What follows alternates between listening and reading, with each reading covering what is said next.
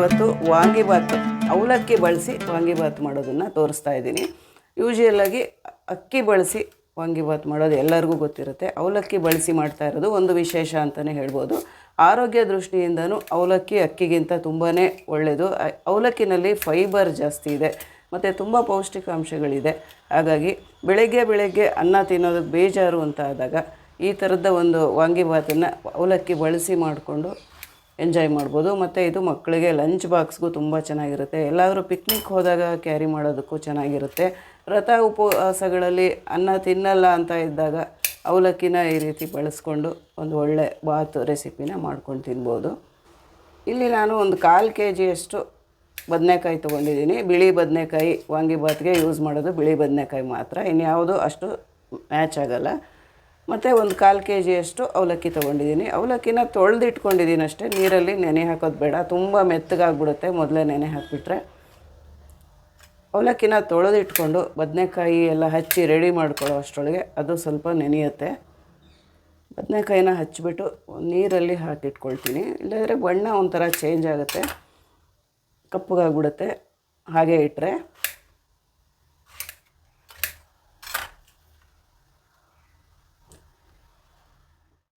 ಬದನೆಕಾಯಿ ಎಲ್ಲ ಹಚ್ಚಿ ರೆಡಿ ಮಾಡ್ಕೊಂಡಿದ್ದಾಯಿತು. ಈಗ ಒಗ್ಗರಣೆ ರೆಡಿ ಮಾಡ್ಕೊಳ್ಳೋಣ. ಒಂದು ಬಾಣಲಿ ಇಟ್ಕೊಂಡಿದ್ದೀನಿ, ಎಣ್ಣೆ ಹಾಕ್ತಾರೆ. ಎಣ್ಣೆ ಬಿಸಿಯಾಗಿದೆ. ಸಾಸಿವೆ ಸಿಡಿತಾ ಇದೆ. 1 ಟೀ ಸ್ಪೂನಷ್ಟು ಉದ್ದಿನಬೇಳೆ ಮತ್ತು ಕಡಲೆಬೇಳೆ ಎರಡೂ ಮಿಕ್ಸ್ ಮಾಡಿ ಇಟ್ಕೊಂಡಿರೋ ಮಿಶ್ರಣನ ಹಾಕ್ತಾಯಿದ್ದೀನಿ. ಚೂರೇ ಹಿಂಗೆ ಹಾಕೋಣ. ಕರಿಬೇವು, ಒಣಮೆಣಸಿನ್ಕಾಯಿ ಮತ್ತು ಈರುಳ್ಳಿ. ಒಂದು ದೊಡ್ಡ ಸೈಜಿನ ಈರುಳ್ಳಿನ ಈ ಥರ ಮಧ್ಯಕ್ಕೊಂದು ಸೀಳು ಹಾಕಿ ಉದ್ದುದ್ದಕ್ಕೆ ಕಟ್ ಮಾಡಿ ಇಟ್ಕೊಂಡಿದ್ದೀನಿ.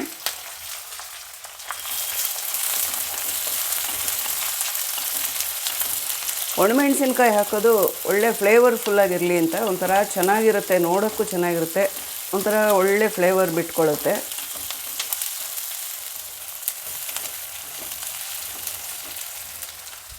ಈಗ ಹಚ್ಚಿಕೊಂಡು ನೀರಲ್ಲಿ ಹಾಕಿಟ್ಟಿರೋ ಬದನೆಕಾಯಿನ ನೀರನ್ನೆಲ್ಲ ಹಿಂಡ್ಬಿಟ್ಟು ಹಾಕ್ತಾಯಿದ್ದೀನಿ.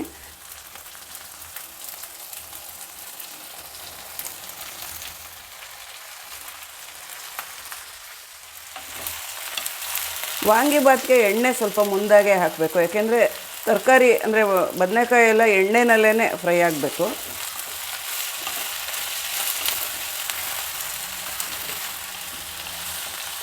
ಇದನ್ನು ಮೀಡಿಯಮ್ ಫ್ಲೇಮಲ್ಲಿ ಕೈ ಆಡಿಸ್ತಾ ಫ್ರೈ ಮಾಡಬೇಕು.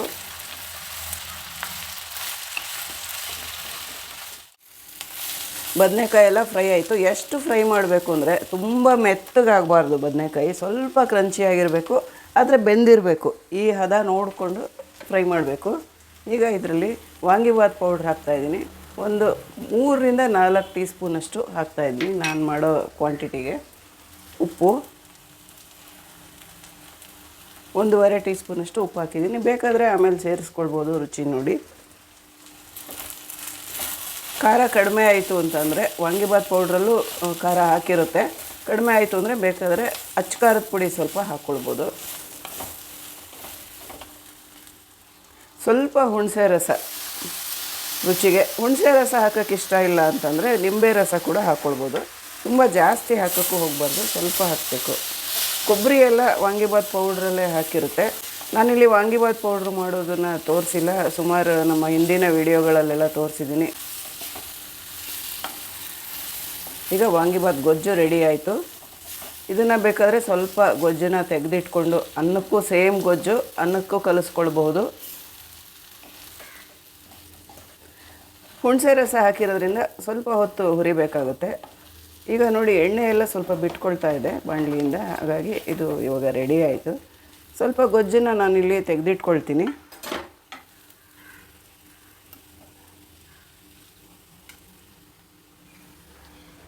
ಈಗ ನೆನೆಸಿಟ್ಕೊಂಡಿರೋ ಅವಲಕ್ಕಿನ ಇದರಲ್ಲಿ ಸೇರಿಸ್ತಾ ಇದ್ದೀನಿ. ಚೆನ್ನಾಗಿ ಮಿಕ್ಸ್ ಮಾಡಬೇಕು. ಇದನ್ನು ಅವಲಕ್ಕಿಗೆ ಗೊಜ್ಜು ಹಾಕಿ ಸುಮ್ಮನೆ ಕಲಸೋಕ್ಕಾಗಲ್ಲ, ಸ್ವಲ್ಪ ಬಿಸಿ ಮಾಡಿದ್ರೇ ಚೆನ್ನಾಗಿರುತ್ತೆ. ಅನ್ನಕ್ಕಾದರೆ ಗೊಜ್ಜು ಹಾಕಿ ಕಲಿಸ್ಕೊಂಡು ಬಳಸ್ಬೋದು. ಅವಲಕ್ಕಿಗೆ ಸ್ವಲ್ಪ ಬಿಸಿ ಮಾಡಿದ್ರೆ ಮಾತ್ರ ಚೆನ್ನಾಗಿ ಹೊಂದ್ಕೊಳ್ಳೋದು. ಇದು ಈ ರೀತಿ ಬಿಸಿ ಮಾಡಿರೋದ್ರಿಂದ ಎಲ್ಲಾದರೂ ಹೊರಗಡೆ ಟ್ರಾವೆಲ್ ಮಾಡುವಾಗ ತೊಗೊಂಡೋಗೋಕ್ಕೂ ತುಂಬ ಚೆನ್ನಾಗಿರುತ್ತೆ, ಬೇಗ ಕೆಡಲ್ಲ.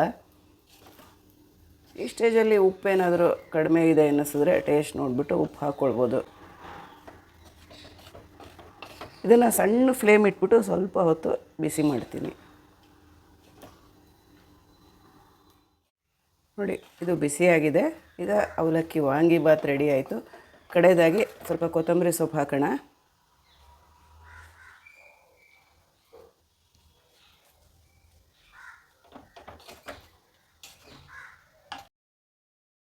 ಅನ್ನದ ವಾಂಗಿಬಾತ್ಗೂ ಅವಲಕ್ಕಿ ವಾಂಗಿಬಾತ್ಗೂ ಏನಂತ ಡಿಫ್ರೆನ್ಸೇ ಗೊತ್ತಾಗ್ತಾ ಇಲ್ಲ. ತುಂಬ ಟೇಸ್ಟಿಯಾಗೂ ಇರುತ್ತೆ, ಆರೋಗ್ಯ ದೃಷ್ಟಿಯಿಂದನೂ ಒಳ್ಳೆಯದು.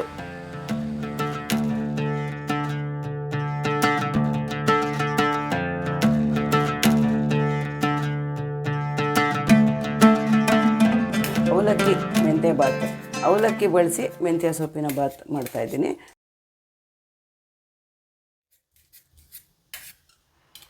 ಸಾಮಾನ್ಯವಾಗಿ ಅಕ್ಕಿ ಬಳಸಿ ಮೆಂತ್ಯ ಸೊಪ್ಪಿನ ಪಲಾವ್ ಅಂತ ಮಾಡ್ತೀವಿ ನಾವು. ಅವಲಕ್ಕಿ ಯಾಕೆ ಅಂತಂದರೆ ಅವಲಕ್ಕಿನಲ್ಲಿ ಹೆಚ್ಚು ಫೈಬರ್ ಇದೆ. ಡಯಟ್ ಮಾಡೋರಿಗೆ, ಡಯಾಬಿಟೀಸ್ ಇರೋರಿಗಾಗಿರ್ಬೋದು, ಆಮೇಲೆ ವ್ರತ ಉಪವಾಸಗಳಲ್ಲಿ ಅಕ್ಕಿ ತಿನ್ನಲ್ಲ, ಅನ್ನ ತಿನ್ನಲ್ಲ ಅನ್ನೋವಂಥವ್ರಿಗೆ ಅವಲಕ್ಕಿ ಬೆಸ್ಟ್ ಚಾಯ್ಸ್ ಆಗುತ್ತೆ. ಮತ್ತು ಆ ಟೇಸ್ಟಲ್ಲೂ ಅಷ್ಟೇ ಚೆನ್ನಾಗಿರುತ್ತೆ. ಅತಿ ಸುಲಭವಾಗಿ ಮಾಡ್ಕೊಳ್ಳೋ ಅಂಥ ಒಂದು ರೆಸಿಪಿ. ಮಕ್ಕಳ ಲಂಚ್ ಬಾಕ್ಸ್ಗೆ ಕೂಡ ಇದು ತುಂಬ ಚೆನ್ನಾಗಿರುತ್ತೆ.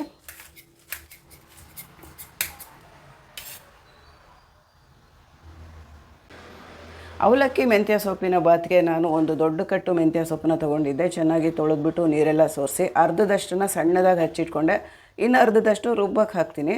ಕೊತ್ತಂಬರಿ ಸೊಪ್ಪು, ಹಸಿಮೆಣಸಿನ್ಕಾಯಿ, ಶುಂಠಿ, ಬೆಳ್ಳುಳ್ಳಿ, ಮತ್ತೊಂದು 1/4 kg ಅವಲಕ್ಕಿ, ದಪ್ಪ ಅವಲಕ್ಕಿ ತೊಗೊಂಡಿದ್ದೀನಿ. ತೊಳೆದಿಟ್ಕೊಂಡಿದ್ದೀನಿ. ಈಗಲೇ ನೀರು ಹಾಕಿ ನೆನೆಯೋಕ್ಕೆ ಹಾಕಿಲ್ಲ ಇನ್ನು ನಾನು. ಕಾಯಿ ತುರಿ ಸ್ವಲ್ಪ, ಬಟಾಣಿ ಒಗ್ಗರಣೆಗೆ, ಮತ್ತು ಈರುಳ್ಳಿ, ಸ್ವಲ್ಪ ಸ್ಪೈಸಸ್ಸು, ಒಂದು ನಿಂಬೆಹಣ್ಣು. ಮೊದಲಿಗೆ ಒಂದು ಮಸಾಲೆ ರೆಡಿ ಮಾಡ್ಕೊಳ್ಳೋಣ. ಮೆಂತ್ಯ ಸೊಪ್ಪು ಹಾಕ್ಕೊಂಡಿದ್ದೀನಿ. 50% ಅಷ್ಟು ಮೆಂತ್ಯ ಸೊಪ್ಪನ್ನು ಹಚ್ಚಿ ತೊಗೊಳ್ತೀನಿ. ಇನ್ನು 50% ರುಬ್ಬಕ್ಕೆ ಹಾಕ್ತೀನಿ. ಇದೇ ಮೆಥಡಲ್ಲಿ ಮೆಂತ್ಯ ಸೊಪ್ಪಿನ ಪಲಾವ್ ಕೂಡ ಮಾಡೋದು. ಬೆಳ್ಳುಳ್ಳಿ ಒಂದು 10 ಎಸಳಷ್ಟು ಬೆಳ್ಳುಳ್ಳಿ ತಿಂದೇ ಇರೋರು, ವ್ರತ ಉಪವಾಸಕ್ಕೆ ಮಾಡ್ಕೊಳ್ಳೋ ಅಂಥವ್ರು ಬೆಳ್ಳುಳ್ಳಿ ಸ್ಕಿಪ್ ಮಾಡ್ಬೋದು. ಶುಂಠಿ, ಕೊತ್ತಂಬರಿ ಸೊಪ್ಪು, ಹಸಿಮೆಣಸಿನ್ಕಾಯಿ ಮತ್ತು ಕಾಯಿ ತುರಿ. ಸ್ವಲ್ಪ ನೀರು ಹಾಕ್ಕೊಂಡು 1-2 ಟೇಬಲ್ ಸ್ಪೂನಷ್ಟು ನೀರು ಹಾಕ್ಕೊಂಡು ನುಣ್ಣಗೆ ರುಬ್ಕೊಳ್ಳೋಣ. ಸ್ಪೈಸಸ್ ಹಾಕೋದು ಮರೆತುಬಿಟ್ಟಿದ್ದೆ. 2 ಏಲಕ್ಕಿ, ಲವಂಗ, ಒಂಚೂರು ಚಕ್ಕೆ ಹಾಕ್ಕೊಂಡಿದ್ದೀನಿ.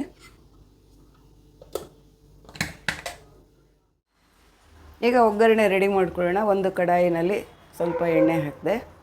ಎಣ್ಣೆ, ತುಪ್ಪ ಯಾವುದನ್ನು ಬೇಕಾದರೂ ಹಾಕ್ಕೊಳ್ಬೋದು. ಎರಡನ್ನೂ ಮಿಕ್ಸ್ ಮಾಡಿನೂ ಹಾಕ್ಕೊಳ್ಬೋದು. ಸಾಸಿವೆ, ಪಲಾವ್ ಎಲೆ ಸಣ್ಣದಿರೋದ್ರಿಂದ 2 ಎಲೆ ಹಾಕಿದ್ದೀನಿ. ಜೀರಿಗೆ ಅರ್ಧ ಟೀ ಸ್ಪೂನಷ್ಟು. ಉದ್ದುದ್ದಕ್ಕೆ ಕಟ್ ಮಾಡಿ ಇಟ್ಕೊಂಡಿರೋ 2 ಮೀಡಿಯಮ್ ಸೈಜಿನ ಈರುಳ್ಳಿ.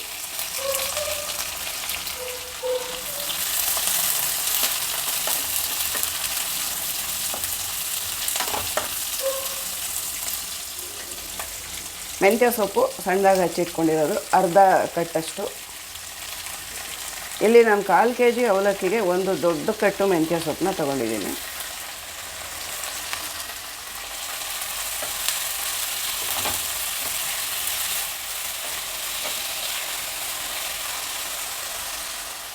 ಬಟಾಣಿ ಹಾಕ್ತಾಯಿದ್ದೀನಿ. ಫ್ರೋಝನ್ ಬಟಾಣಿ ಹಾಕಿದ್ದೀನಿ. ಫ್ರೆಶ್ ಬಟಾಣಿ ಇದ್ದರೆ ಇನ್ನೂ ಜಾಸ್ತಿಯಾಗಿ ಹಾಕ್ಬೋದು, ತುಂಬ ಚೆನ್ನಾಗಿರುತ್ತೆ.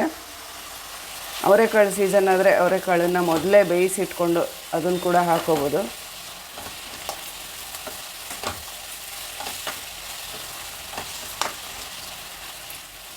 ಇದನ್ನೀಗ ಚೆನ್ನಾಗಿ ಫ್ರೈ ಮಾಡೋಣ. ಮೆಂತ್ಯ ಸೊಪ್ಪೆಲ್ಲ ಚೆನ್ನಾಗಿ ಬಾಡಬೇಕು, ಅಲ್ಲಿವರೆಗೂ ಫ್ರೈ ಮಾಡೋಣ.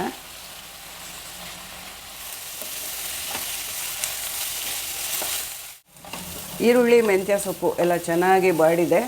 ಎಣ್ಣೆಯಲ್ಲಿ ಚೆನ್ನಾಗಿ ಫ್ರೈ ಆಗಿದೆ. ಈಗ ರುಬ್ಕೊಂಡಿರೋ ಮಸಾಲೆನ ಅದರಲ್ಲಿ ಹಾಕ್ತಾಯಿದ್ದೀನಿ.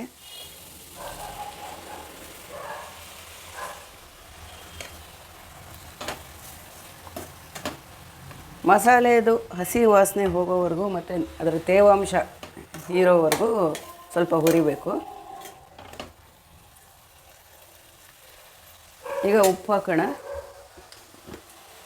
1.5 ಟೀ ಸ್ಪೂನಷ್ಟು ಉಪ್ಪು ಹಾಕಿರ್ತೀನಿ, ಬೇಕಂದರೆ ಕಡಿಮೆ ಬಂದರೆ ಹಾಕ್ಕೋಬೋದು.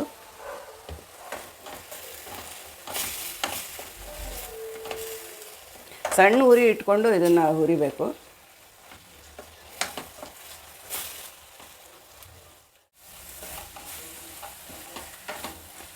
ನೋಡಿ, ನೀರಿನ ಅಂಶ ಎಲ್ಲ ಹಿಂಗ್ತಾ ಇದೆ. ಇದು ಎಲ್ಲಿವರೆಗೂ ಅಂದರೆ ಸ್ವಲ್ಪ ಎಣ್ಣೆ ಎಲ್ಲ ಬಿಟ್ಕೊಂಡು ಪಾತ್ರೆಯಿಂದ ಬಿಡಬೇಕು. ಇದು ಅಲ್ಲಿವರೆಗೂ ಹುರಿಬೇಕು.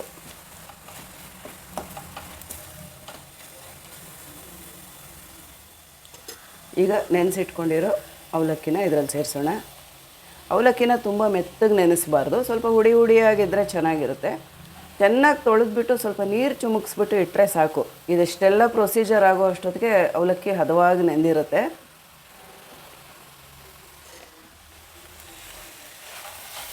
ಇದು ಮಾಡುವಾಗ ಉರಿ ಅಂತೂ ತುಂಬ ಕಡಿಮೆ ಇಟ್ಕೊಂಡಿರಬೇಕು.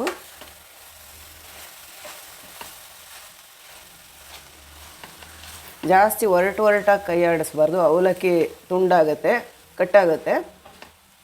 ಸೈಡಿಂದ ಈ ಥರ ಮೃದುವಾಗಿ ಮಿಕ್ಸ್ ಮಾಡಬೇಕು. ಸಣ್ಣ ಉರಿನಲ್ಲಿಟ್ಕೊಂಡು ಹದವಾಗಿ ಹುರಿದಿದ್ದಾಯಿತು. ಈಗ ಅವಲಕ್ಕಿ ಮೆಂತ್ಯ ಸೊಪ್ಪಿನ ಬಾತು ರೆಡಿ ಆಯಿತು. ಕಡೆಯದಾಗಿ ಗೋಡಂಬಿನ ಸ್ವಲ್ಪ ಫ್ರೈ ಮಾಡಿ ಇಟ್ಕೊಂಡಿದ್ದೆ ತುಪ್ಪದಲ್ಲಿ, ಅದನ್ನು ಹಾಕ್ತೀನಿ. ಇದು ಆಪ್ಷನಲ್ಲು, ಬೇಡ ಅಂದರೆ ಸ್ಕಿಪ್ ಮಾಡ್ಬೋದು. ಗೋಡಂಬಿ ಹಾಕಿದ್ರೆ ಎಕ್ಸ್ಟ್ರಾ ಟೇಸ್ಟು ಗೊತ್ತೇ ಇದೆ ಅಲ್ವಾ. ಮತ್ತು ನಿಂಬೆ ರಸ ಹಿಂಡೋಣ. ಇದಕ್ಕೆ ಟೊಮೆಟೊ ಹಾಕಿರಲ್ಲ, ಹಾಗಾಗಿ ನಿಂಬೆ ರಸನೇ ಇದು ತುಂಬ ರುಚಿ ಕೊಡುತ್ತೆ. ನಾನಿಲ್ಲಿ ಒಂದು ಪೂರ್ತಿ ನಿಂಬೆ ರಸನ ಹಿಂಡಿದೆ. ಅವರವರ ರುಚಿಗೆ ಅನುಗುಣವಾಗಿ ಹುಳಿ ಎಷ್ಟು ಬೇಕಾಗುತ್ತೋ ಅಷ್ಟು ಹಿಂಡ್ಕೊಳ್ಬೋದು.